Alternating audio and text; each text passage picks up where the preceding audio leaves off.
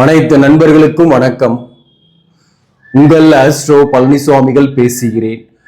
இந்த காணொளியில கடகம் ராசிக்கு ஜூன் மாதம் 2025 எப்படி இருக்கும் என்பதை பற்றி பொது பலனாக பார்க்கலாம். இந்த கடக ராசிக்கு அஷ்டமத்து சனி முடிஞ்சிருச்சு, பாக்கிய சனியாக இருக்கு. அதே போல குரு பகவானும் ராசிக்கு 12ஆம் பாவகத்துக்கு ஜூன் மாசத்துல இருக்கிறாரு. ஸ்தானாதிபதி 2ஆம் அதிபதி 11ஆம் பாவகத்துல முதல் 15 நாள் சூரியன் 11ஆம் பாவகத்துல சூரியன் இருக்கிறது நல்லதுதான். முதல் 15 நாள் பெட்டராகவே இருக்கும். உங்களுக்கு லாபங்கள் வரும், முயற்சிகளை நீங்க செய்யற அளவுக்கு முன்னேற்றங்களை நீங்க காணலாம். முக்கியமா இந்த கடகம் ராசிக்கு இந்த ஜூன் மாதத்துல முக்கியமா சொல்ல வேண்டிய விஷயம் என்னன்னாக்க, அதாவது வாழ்க்கை துணைவரால் உங்களுக்கு ஆதாயங்களும் இருக்கும், வாழ்க்கை துணைவரால் செலவுகளும் இருக்கும். சுப செலவுகளாவே இருக்கும் அது மேக்சிமம். அதே போல மனைவி வழி அல்லது வாழ்க்கை துணைவர் வழியில சொத்துக்கள் வாங்குறது அல்லது சொத்துக்கள் ஆதாயம் அடையிறது, பூர்வீக சொத்து கிடைக்கிறது போன்றவையும் இந்த காலகட்டத்தில் உண்டு. மேலும் சில பேருக்கெல்லாம் பாத்தீங்கன்னாக்க உறவுகள் மலரும் காலம் என்றே சொல்லலாம். இது அஷ்டமத்து சனியில விரும்பியவர்கள் விலகி போயிருப்பார்கள். இப்போ இந்த நேரத்துல இருந்து சொல்ல போனாக்க விரும்பியவர்களாகவே இருப்பார்கள். அதாவது உங்களை விட்டு பிரிஞ்சு போனவங்க கூட உங்களை பத்தி நினைப்பாங்க, இப்படிப்பட்ட ஒரு நல்ல மனிதரை விட்டுட்டுமே அப்படின்னு நினைக்கிறதுக்கு நிறைய வாய்ப்புகள் உண்டு. அதே போல கணவன் அல்லது மனைவியை பிரிந்தவர்கள் அவர்களுக்கு புதிய உறவுகள் மலரும் காலம் என்றே சொல்லலாம். அதாவது வாழ்க்கை துணைவரை கடந்த காலத்துல இழந்தவர்கள் மறுமணத்திற்காக வரன் பார்க்கறீங்கன்னாக மறுமணத்திற்கான வரன்கள் அமையும். சப்போஸ் 30 வயசுக்கு மேலாயும் இன்னுமே கல்யாணம் ஆகல, அவங்களுக்கு என்ன ஆகும் அப்படின்னாக்க திருமணத்துக்கான முயற்சி செய்யுங்க. கண்டிப்பா அந்த முயற்சிக்கு ஏற்ற பலன் உண்டு. எதிர்கால வாழ்க்கை துணைவரை சந்திக்கக்கூடிய வாய்ப்புகளும் இந்த காலகட்டத்தில் உண்டு. அதாவது குறிப்பா இளைய வயதினரா இருப்பவர்களுக்கு காதல் போன்றவை ஏற்படக்கூடிய வாய்ப்பும் உண்டு. சில பேர் காதல்ல ஆல்ரெடி இருக்கீங்கன்னா சக்சஸ் ஆகக்கூடிய வாய்ப்பும் உண்டு. அதே போல தோஷங்கள் இல்லாம, கலசர தோஷம் இல்லாம, அதாவது வழக்குகள்லாம் போகாம, பஞ்சாயத்துக்கு போகாம ஒரு பிரிஞ்சிருக்கீங்க அப்படின்னா அப்படிப்பட்டவங்க ஏற்கனவே மேக்சிமம் கடந்த மாதத்திலேயே சேர்ந்து இருக்கிறதுக்கு வாய்ப்பு இருக்கு. இந்த மாதத்திலையும் சேராதவர்கள் சேரக்கூடிய வாய்ப்புகள் உண்டு. அதாவது சற்று விலகியே உங்களுக்கு வாழ்க்கை போயிருக்கும், விலகியே வாழ்ந்திருப்பீங்க. கணவன் மனைவி ஒரு இணை கோடுகள் போல போயிட்டு இருந்த உறவு இப்ப ஒரே கோடா வரக்கூடிய காலகட்டம், ஒரே இடத்துல வாழக்கூடிய வாய்ப்பு ஏற்படும். அதாவது தொழில் காரணமாக கூட பிரிந்து நீங்க ஒரு பக்கமும் வாழ்க்கை துணை ஒரு பக்கமும் இருந்தவர்கள் நீங்க ஒன்னா சேர்ந்து வாழக்கூடிய காலகட்டம். இந்த அஷ்டமத்து சனி, கண்டக சனி காலகட்டம்லாம் மேக்சிமம் ஃபேமிலி லைஃப்ல நிறைய மிஸ் அண்டர்ஸ்டாண்டிங். ஏறதால ஒரு 5-6 வருடமா பிரிந்திருந்தவர்கள் கூட பாத்தீங்கன்னாக்க, அதாவது கருத்து வேறுபாடு இல்லாம பிரிந்திருந்தவர்கள் சேரத்துக்கான வாய்ப்பு 100% உண்டு. அதே போல கருத்து வேறுபாடு மட்டும்தான் இருக்கு, வழக்குகள்லாம் போகல, நாங்க பிரிஞ்சு இருக்கிறோம், சேருவோமா அப்படின்றவங்களுக்கும் ஒரு நல்ல செய்தி உண்டு. அவங்களும் சேரக்கூடிய வாய்ப்புகள் உண்டு.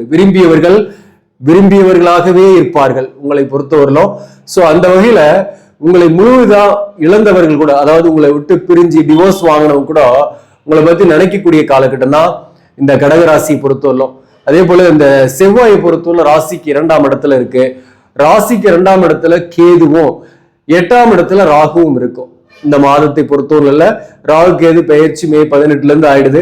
அப்ப ஜூன் மாசம் 2ஆம் இடத்துல கேது 8ல ராகு இருக்கிறதுனால இந்த உறவுகளோட மட்டும் நீங்க கவனமா தான் இருக்கணும்.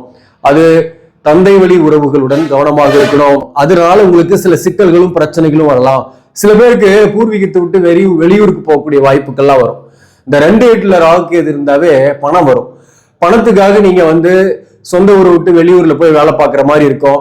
சில பேருக்கு வெளிநாட்டுக்கு ஆப்பர்ச்சுனிட்டிக்காக ட்ரை பண்றீங்க, படிக்கிறதுக்காக முயற்சி பண்றீங்கன்னா விசா கிடைக்குமோன்னா விசா கண்டிப்பா கிடைக்கும் கடகராசியா இருப்பவர்களுக்கு. அதே சமயத்துல வேலைக்காக வெளியூருக்கு போறேன், வெளி மாநிலத்துல போய் ஒர்க் பண்றீங்க அப்படின்னாக்க உங்களுக்கு அந்த நேரம் பாசிட்டிவாவே இருக்கும் கொஞ்சம். மேலும் உங்களுக்கு பணம் ஏதோ ஒரு வகையில் வந்தாலையும் வாக்குவாதங்களை நீங்க தவிர்க்கணும். யாருக்கும் வாக்கு கொடுக்க கூடாது. வாக்கு கொடுத்தீங்கன்னாக்க உங்களுக்கு காப்பாற்ற முடியாது, அதுல பேர் கெடும். அடுத்தது பண விஷயத்துல கூட பாத்தீங்கன்னாக்க, குறிப்பா வயதானவர்களாக இருக்கீங்க, சீனியர் சிட்டிசனாக இருக்கீங்க, ஒரு 50 வயசுக்கு மேல இருக்கீங்கன்னாக்க பணம் கொடுக்கல் வாங்கல கவனமா இருக்கணும். கொடுக்கிற பணத்துக்கு கரெக்டான டாக்குமெண்ட்டை ரெடி பண்ணி வச்சுக்கணும். இல்லைன்னா ஏமாந்து விடக்கூடிய சூழ்நிலை உண்டு. நான் யாருக்கிட்டையும் கொடுக்கறது இல்லை, நான் வந்து ஒரு ப்ராப்பர்ட்டியா தான் வாங்க போறேன் அல்லது கோல்டு வாங்க போறேன் அப்படின்னா கூட வாங்குற இடத்துல கொஞ்சம் கவனமா இருங்க. டாக்குமெண்டேஷன்ல வெரிஃபை பண்ணுங்க. சரியான சொத்து தான் வாங்குறீங்களான்றத வெரிஃபை பண்ணிட்டு அதுக்கப்புறம் கையெழுத்து போடுங்க. அது ரொம்ப ரொம்ப முக்கியமானது. இந்த 2ஆம் பாவகத்துல கேது இருக்கிறதுனால இந்த ரெஜிஸ்ட்ரேஷன்ல எல்லாம் கொஞ்சம் கவனமா இருக்கணும். சப்போஸ் நீங்க ரெஜிஸ்ட்ரேஷன் பண்ற மாதிரி இருந்தா சொல்றேன் நானு. மேலும் வந்து வார்த்தைகள்ல கவனமா இருக்கணும். ஈவன் கணவன் மனைவிக்குள்ள கூட கொஞ்சம் விட்டு கொடுத்து ஏதாவது ஒரு சின்ன சின்ன ஆர்குமெண்ட்ஸ் வரும். அந்த ஆர்குமெண்ட்ஸ் தவிர்க்கணும். தவிர்த்துட்டீங்கன்னா ஒரே வீட்டுல கணவன் மனைவி ஒற்றுமையாவே இருக்கிறதுக்கு நிறைய வாய்ப்புகள் உண்டு. மேக்சிமம் பாத்தீங்கன்னாக்க இந்த குரு 6ஆம் அதிபதி 12ல இருந்து 6ஆம் இடத்தையே பாக்குறாரு. இந்த மாதத்தை பொறுத்தவரையிலும் புதன் பகவானும் 12ஆம் பாவகத்திலே ஆட்சி பெறுது. மாதத்தோட இறுதியில சூரியன் 12ஆம் பாவகத்துக்கு வந்துடும், அதாவது ஜூன் 15ல இருந்து. அந்த வகையில பார்க்கும்போது பாத்தீங்கன்னாக்க இந்த அயன சயன ஸ்தானத்துல உங்களுக்கு சூரியன் வரும்போது மாதத்தோட பிற்பகுதியில உங்களுக்கு தாம்பத்திய வாழ்க்கையில சற்று விலகி இருக்கிறது, அல்லது அந்த விருப்பங்கள் இல்லாமல் இருக்கிறது, தூக்கம் இல்லாம ஹார்ட் ஒர்க் பண்றது, வேலை பார்க்கக்கூடிய இடத்துலயே ஹார்ட் ஒர்க் இருக்கிறது, இதெல்லாமே இருக்கும். இந்த சனி 9ல் இருக்கிறதுனால எந்த அளவுக்கு ஹார்ட் ஒர்க் பண்றீங்களோ அந்த அளவுக்கு பலன் கிடைக்கும் அப்படின்ற விஷயத்த நான் சனி பயிற்சி பலன்களை சொல்லியிருக்கிறேன். ரீசெண்டா கடைசியா போட்ட வீடியோல கூட சொல்லியிருப்பேன். ஸோ அந்த வகையில கடுமையா உழைக்கக்கூடிய காலகட்டம் தான். வேலை பார்க்குறவங்க எங்க இடத்துல வேலை பார்த்தாலையும் அங்க ஹார்ட் ஒர்க் பண்ற மாதிரி தான் இருக்கும். அப்போ ஃபேமிலிக்குன்னு டைம் ஸ்பெண்ட் பண்ற டைம் வந்து குறையும். அதனால முடிஞ்ச அளவுக்கு ஃபேமிலிக்குன்னு டைம் ஸ்பெண்ட் பண்ணுங்க, குடும்பத்தோட செலவிடுங்க நேரத்தை, பிள்ளைகளோட வாழ்க்கை துணைவரோட நேரத்தை செலவு பண்ணும்போது உங்களுக்கு மகிழ்ச்சியாக இருக்கும். இந்த மாதத்தை பொறுத்தவரையிலும் அவர்களுக்காக செலவுகள் பண்ணக்கூடிய காலகட்டம் தான். விரயஸ்தானாதிபதியாக வரக்கூடிய புதன் விரயஸ்தானத்திலே ஆட்சி பெறுறார். 3க்குரியவனும் வந்து புதன் பகவான் அங்கேயே ஆட்சி பெறதுனால சிறுதூர பயணம் போயிட்டு வருவீங்க. சில பேருக்கு தொலைதூர பயணங்கள் சாத்தியமாகும், சுப விரயங்கள் ஆகும். அதே சமயத்தில் அந்த இடத்துல குரு பகவான் இருக்கிறதுனால வீடு சில பேருக்கு வாங்கக்கூடிய வாய்ப்போ, அல்லது சிலருக்கு வீடு மாற்றம், வாடகை வீடுனா கூட வேற வீட்டுக்கு குடி போகக்கூடிய வாய்ப்போ ஏற்படும். சில பேருக்கு சொத்துக்கள் தொடர்பான ஆதாயங்கள் கிடைக்கும், அல்லது வாங்குறதோ விற்கிறதுனாலயோ ஆதாயங்கள் கிடைக்கும். நீண்ட நாளா விற்க முடியாத ஒரு பழைய சொத்தை விற்கிறதுக்கான வாய்ப்புகள் இந்த காலகட்டத்தில் வரும். மேலும் இந்த 12ஆம் பாவகத்தில் இருக்கக்கூடிய குரு 6ஆம் இடத்தையும் பார்க்கிறார், தன் வீட்டையே பார்க்கறதுனால உடல் நலத்துல கொஞ்சம் சின்ன சின்ன தொந்தரவுகள் வரும், கவனமா இருங்க. அதே சமயத்துல கடன் வாங்கக்கூடிய வாய்ப்புகளும் வரும், அகலக்கால் வைக்காம இருங்க. குறிப்பா பிசினஸ் பண்ணக்கூடியவர்களுக்கு இந்த நேரத்துல கொஞ்சம் கடன் பட்டு தொழிலை விரிவுபடுத்தலாம்ன்ற எண்ணங்கள்லாம் வரும். அது வந்து தப்பு கிடையாது. உங்க சுய ஜாதகத்தையும் செக் பண்ணிட்டு நீங்க விரிவுபடுத்தலாம். அதே சமயத்துல கடன் வாங்கும் போது ஒரு அளவோடு கடன் வாங்கிங்க, அதாவது ரீபேமெண்ட் கெப்பாசிட்டி அளவுக்கு வாங்கிக்கிட்டீங்கன்னா பிரச்சனை இல்லை. இல்லைன்னா இந்த வருஷம் பூரா இந்த குரு 6ஆம் இடத்தை பாக்குறதுனால கடன் வாங்கக்கூடிய வாய்ப்புகள்லாம் நிறையவே உண்டு. ஒரு கடனை தீர்க்கறதுக்கு இன்னொரு கடனை வாங்கி அட்ஜஸ்ட் பண்ணக்கூடிய சூழ்நிலை வரும். அதே போல 2 ராகுகேது இருந்தாலே பணத்தை கொடுத்தாலே ஒரு பக்கம் கடனையும் கொடுக்கும். அதனால கடன் வாங்குற விஷயத்துல கவனமா இருங்க. வாக்குவாதம் யாருக்கிட்டையும் செய்யாதீங்க. குறிப்பா மேலதிகாரிங்க கிட்ட வாக்குவாதம் செஞ்சீங்கன்னாக்க வேலையில ஒர்க் ப்ரெஷர் மேலும் கூடும். அப்ப அந்த இடத்த விட்டுட்டு நீங்க வெளியில வரலான்ற எண்ணங்கள்லாம் வந்துடும்.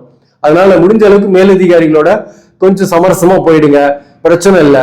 வெளிப்படையா எதையுமே பேசாதீங்க. இந்த செவ்வாய் வேற 2ஆம் இடத்துல, செவ்வாயும் கேதுவும் இணைவு 2ஆம் இடத்துல இந்த மாதத்தை பொறுத்தவரையிலும். அப்போ நீங்க பேசுறதே பாத்தீங்கன்னாக்க பளிச்சுன்னு முகத்தில் அடிச்சாரு போல பேசிடுறீங்கன்னு வச்சுங்களேன். நியாயமான கருத்தையே சொன்னீங்கன்னா கூட மற்றவர்களுடைய மனம் புண்படும், அதனால பாதிப்புகள் ஏற்படும். அது வந்து நியாயமான கருத்தா இருந்தா கூட மற்றவங்களால விமர்சிக்கப்படுவீங்க. ஸோ அதனால பேச்சில் கொஞ்சம் கவனம் செலுத்திக்கணும். மேலும் இந்த மாதத்தை பொறுத்தவரை இந்த 12ஆம் பாவகத்துல குரு புதன் சூரியன் சேர்க்கை, இந்த சூரியனும் குருவும் சேரும் போது சிவராஜ யோகத்தை கொடுக்கக்கூடிய அமைப்பு. அந்த வகையில அரசு பணியில் இருப்பவர்களுக்கு மரியாதை கௌரவம் எல்லாம் இருக்கும். ஹார்ட் ஒர்க் பண்ணீங்கனாலே ப்ரொமோஷன் லிஸ்ட்ல உங்க பேர் வரதுக்கான வாய்ப்புகள் உண்டு. சில பேருக்கு வேலை இடமாற்றத்துக்கு எதிர்பார்க்குறீங்க, வேலை மாற்றத்துக்கு எதிர்பார்க்குறீங்கன்னா அந்த இடமாற்ற செய்திகள் வரும். அது வந்து ஒரு நல்ல இடத்துக்கு மூவ் பண்ற மாதிரி இருக்கும்.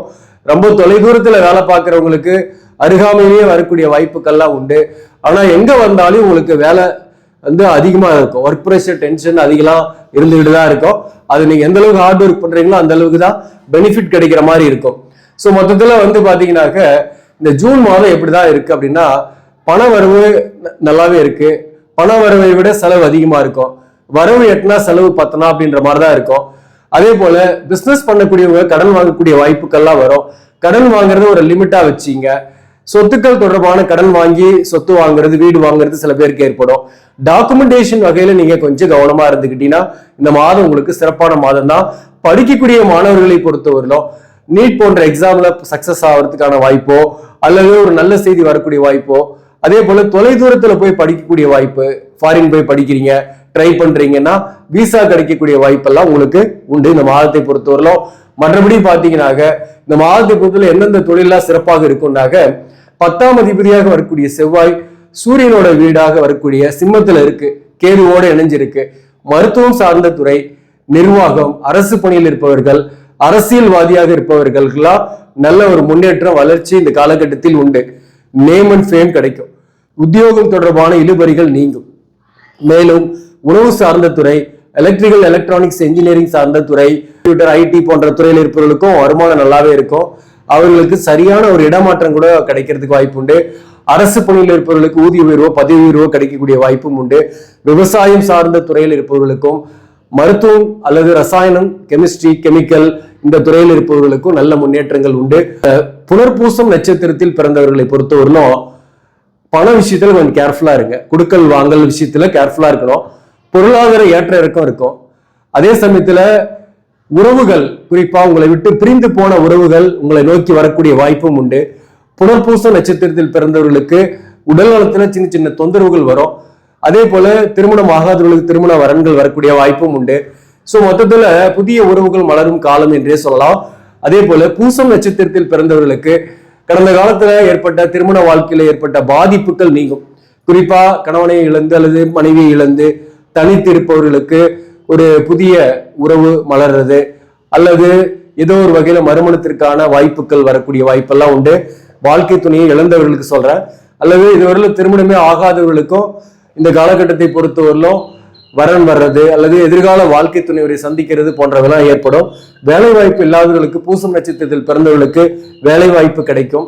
குறிப்பா பாத்தீங்கன்னாக்க இடமாற்றத்துக்காக முயற்சி பண்றீங்கன்னா இடமாற்றம் அமையும், அல்லது சில பேருக்கு வீடு மாற்றம் ஏற்படும். தாய்வழி உறவுகளோடு இருந்து வந்த பகை நீங்கும். ஆனால் தந்தையின் கருத்து வேறுபாடுகள் அல்லது தந்தை வழி உறவுகளால சில பிரச்சனைகள் வரக்கூடிய வாய்ப்பும் பூசம் நட்சத்திரத்திற்கு உண்டு.